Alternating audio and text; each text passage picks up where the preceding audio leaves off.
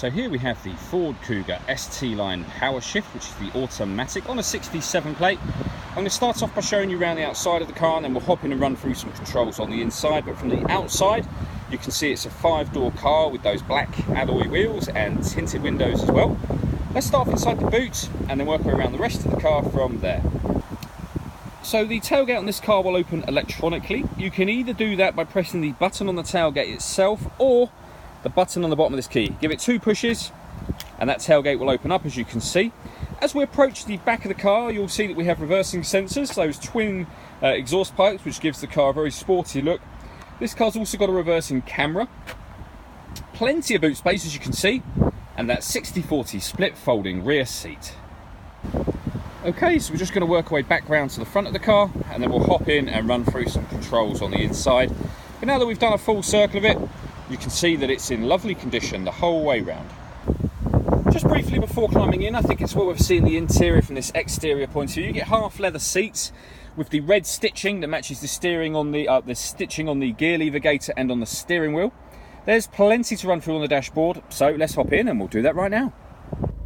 Okay, so now that we're inside the car, we're going to start with the dials. On the left-hand side, we have the rev counter, and on the right-hand side, the speedometer.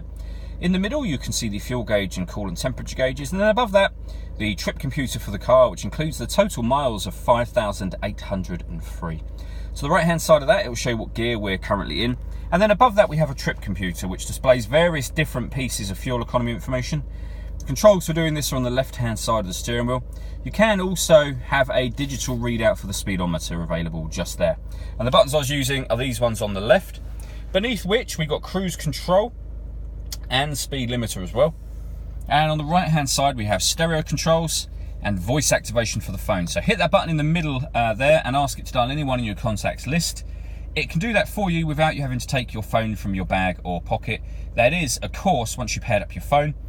And that is done on the touchscreen in the center by hitting connect to phone and then pair phone.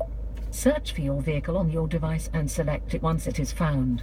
And then just follow the instructions on screen. It's very easy to do. Search for your vehicle on your device and select it once it is found. Back to the beginning again, you can see that we've got satellite navigation. There's a full video showing this working on our website. And in terms of music, there's plenty of ways to listen to it in this car.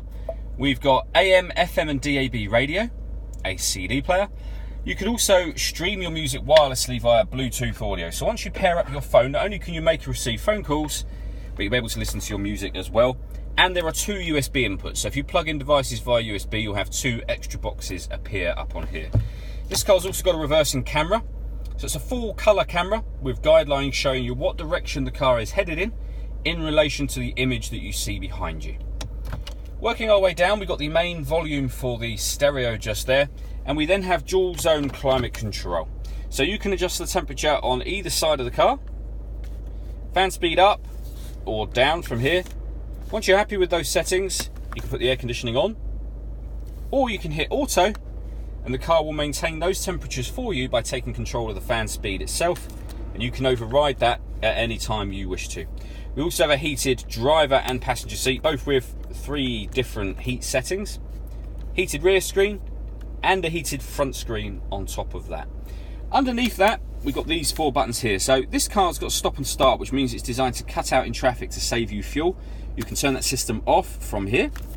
This button will open up the tailgate from the inside of the car. That will turn off or on the parking sensors. And this is for the autonomous parking. So this car is able to park itself. We've got a couple of videos on our Facebook page and on our website which show this working, but essentially the car can parallel park or perpendicular park by taking full control of the steering for you, leaving you just worrying about changing gear when it asks you to and using the accelerator and brake pedal. Really, really great system, well worth checking out that video. We then have the fully automatic gearbox, a 12-volt charging socket, an electronic handbrake, and then inside the central armrest, the 2 USB inputs that I mentioned previously. So the last thing I wanted to talk about is the panoramic glass sunroof on this car. So you can see that the sun blind is closed at the moment. Hit this button up here and it'll open halfway up, or just under halfway, and stop.